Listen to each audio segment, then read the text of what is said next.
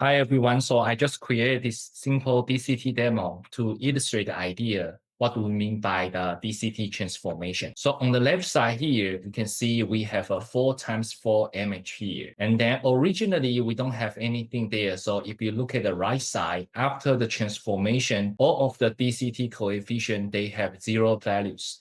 So this means that now currently there's no frequency component there. Now what we can do is that we can try to draw something here. So we have a brush option here where we can choose different intensity to draw something on the image. For example, I'm going to choose the white color. And what I can do is that I can try to brush some white intensity on our image here. So by doing that, you can see now for the DCT coefficient, we have the highest amount of value on our DC component.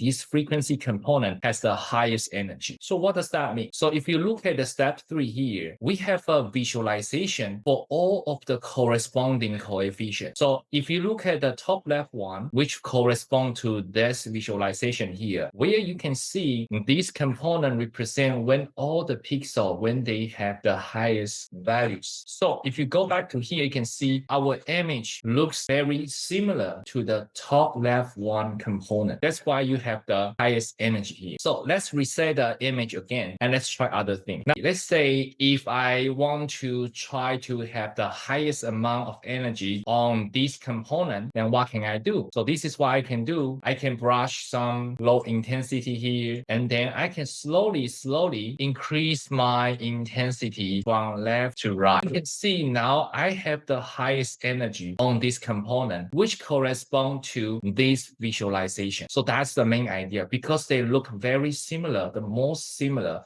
so you have the highest energy. Now let's try another way. Let's say if I want to draw a checkboard where I have a lot of frequency from left to right and also from top to bottom, then you can see this time I have the most energy resides on the highest frequency component. So if we go to the bottom right, you can see these components represent the change of the pixel value both from left to right and also top to the bottom. That's why this component has the highest energy. And you can also try to do some randomization here. You can see you can random the image and try to see the distribution of their DCT coefficient, trying to get a pattern here. So I hope this demo can help you to visualize the physical meaning of the DCT coefficient. Thank you.